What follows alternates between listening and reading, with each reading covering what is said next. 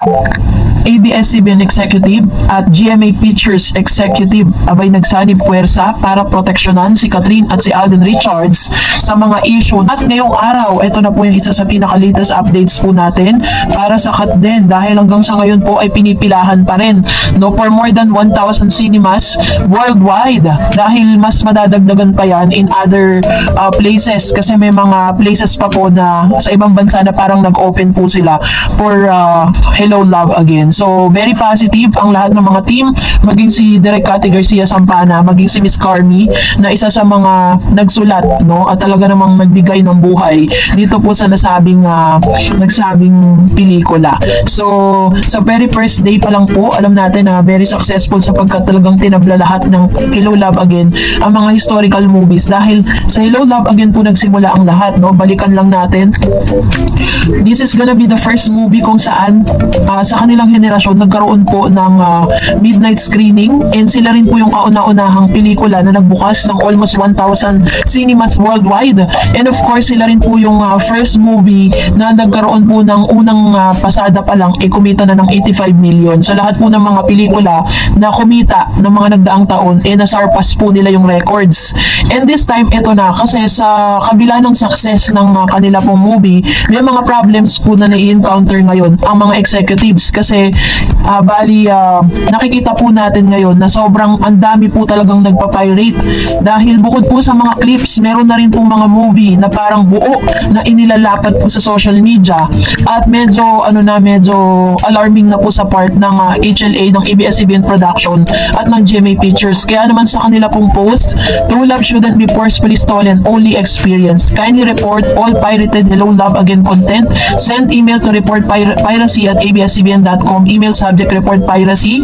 Please provide link of pirated content. Let's protect the love that Joy and Ethan fought hard for. So ibig sabihin, gumawa po sila ng squad kung saan ito po yung tinatawag na anti-piracy dahil nga ang dami po mga content creators ngayon, even yung mga smallest or yung mga clips na galing po dito po sa Hello Love Again ay pinopost nila sa kanilang mga social media accounts, sa TikTok, sa Instagram, sa Twitter, maging po sa Facebook ay kalat na kalat. Ang alarming pa is meron na rin po mga content creators na ninakaw mismo yung kabuuan ng movie. So ito po yung isa sa mga na-experience ngayon na problema ng Hello Love Again. Kaya ang naisip po agad ng executive na gumawa po sila ng team. 24 hours open po yung kanilang link na posted. Ipopost po natin dyan sa comment section, dyan po sa description, kung saan nyo po pwede siyang isend yung link, tapos sila po mismo ang gagawa para ipa-take down yung nasabing mga piracy, no? So aside from that, of course, kahit naman po ganito yung na-experience nila, tuwan-tuwa naman po yung lahat po ng team ng HLA dahil hanggang sa ngayon ay pinipilahan at talaga namang tumatabo pa rin sa takilya ito po nga Hello Love Again. Kaya naman for the next update, for day 2, ihahatid natin sa inyo yung total sales. Abang-abang lang po. And that, magbasa tayo ng komento ninyo, sabi ni Miss Aquarius. Miss Darrens, good morning po sa iyo. Salamat sa iyo sa walang sawang pag-update sa amin.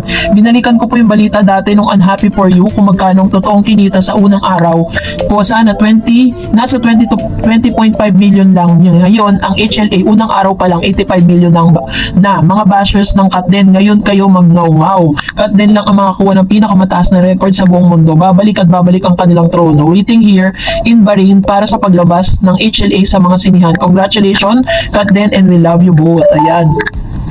So kahit nasabihin na natin na nag-set sila ng records, pero meron pa rin po talagang mga team, lalo na sa TikTok, dumaan po sa feeds ko, na talagang pinag-uusapan nila at sinisiraan po nila yung movie. Parang ini-encourage nila yung mga nando doon na wag nang manood dahil hindi raw maganda yung movie, gano'n. Syempre karapatan po nila yun, diba? Parang point of view rin nila yun, pero ang pangit lang is ini-encourage pa po nila yung iba na wag manood. Sabi ni Mr. Teresita, good morning Miss Darrens, thank you so much for always updating us about Katden. You're so diligent in doing this. Happy to hear from you, always here in Sweden. Great job and well done. So more blessing to you and your family. Stay healthy and happy. I love you, Katden. Thank you, Ma'am Teresita Mercurio, no? So I hope that you will watch this movie dyan sa Sweden dahil mapapanood nyo rin po yan dyan. Sabi ni Ma'am si Raquel, Hoy Metro Manila Film Festival na ba? Kudos kay Alden at Catherine. Uulitin ko, let's mag-watch. Wala akong paki sa mga spoiler na yan. Mas maganda pa rin mapanood sa sinihan kaysa sa mga namimirata na yan. Actually po, talagang mas masarap na ma-experience niyo at makita nyo talaga, no? Pas makikita nyo rin yung mga reaction ng mga manonood kasi kahapon ganun grabe yung sigawan sa loob ng sinihan. Sabi ni Miss Precious Joy, always watching your videos lalo about Katden. Di lang ako nagko-comment, di ako mahilig sa mga love team. Katden lang ako kinilig, sabi ni Ma'am si Precious. And Emilita Codera, congratulations Katden. And sabi ni Ma'am si Brenda Katinoy, super galing ng lahat, congrats Katden. And sa director, napakagandang movie. Sabi ni Miss Evelyn Bernard, magtago ng mga bashers, the best it is Soy. And sabi ni Cora Weber, Miss Tarets, I'm thankful that there will be a screening of HLA movie here in Vallejo, California starting tomorrow, November 14, 2024. Congrats ma'am, at least diba meron kayo dyan.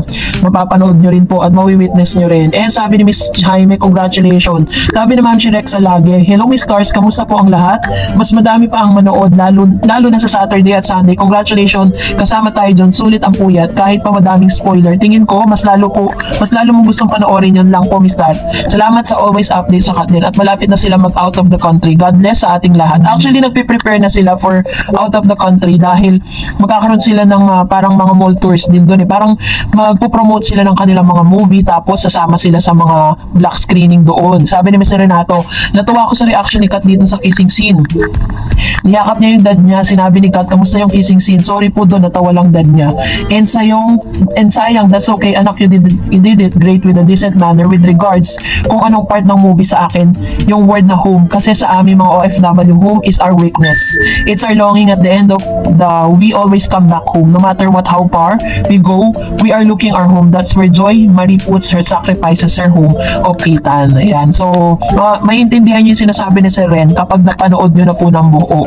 Kung ano ba yung sinasabi nilang home dito. And of course, sabi ni Miss Fe Fancho, wow, sana makita na sa Pinas. I'm so excited to watch Hello Love again. Congratulations Alden and Kat, worth it at sobrang bagay kayo. Sana kayo na at the end KSA Riyadh OFW. Ayan. So, sana po, no, meron din po dyan para ma-witness nyo din ang phenomenal movie of the year. Sabi ni Miss Andrea Serrera, congrats Kat din, nood na kayo this weekend. May paparating na bagyo, pero pray tayo na hindi ito maka-apekto sa movie nila.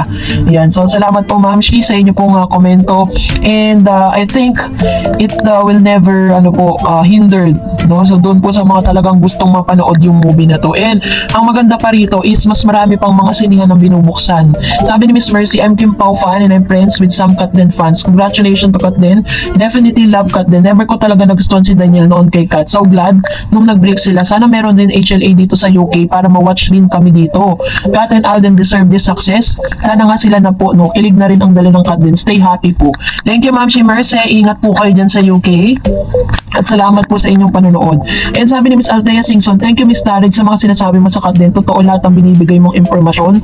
Thank you ulit. You're always welcome po sa inyo pong comment. And of course, Miss Lehay Med, sabi niya, congrats sa HLA team. Di ko nakita si Alden na Kat here. Mas lumutang sina Ethan at Joy. With this, sobrang award-winning pong HLA. Catherine and Alden really proved that they were able to offer all in this movie. Saludo ako sa ginawa ng Magic na Direct Cathy. A movie to watch. God bless HLA. Tama kami Starreds. Madali, mahuhuli yan. Matakot kayo sa karma.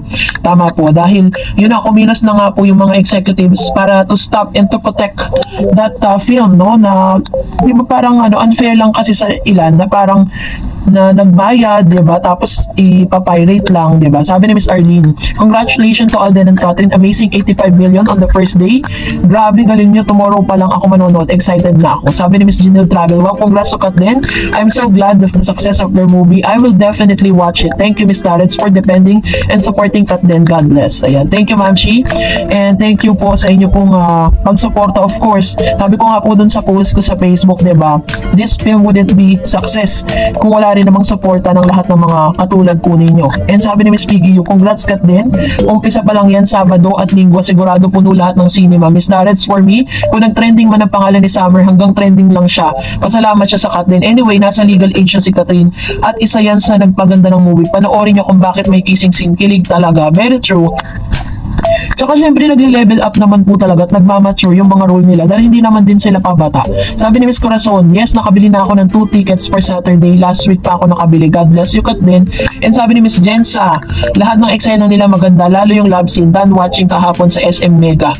'Di ba? Lahat nga parang wala kang itatapong scene, lahat po 'yun.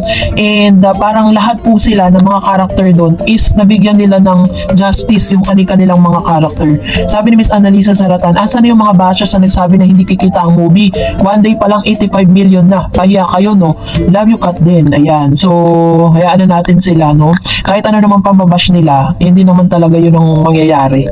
So, let them be. Pero kung nagustuhan mo ang video na ito, huwag mo kalimutang mag-like, mag-share, at mag-subscribe, at i-follow mo na rin ang aking Facebook page, DarEdsTV. And also, I have my TikTok account, which is DarEdsTV. Pwede nyo rin po akong i-follow doon. Thank you for watching, guys. God bless everyone.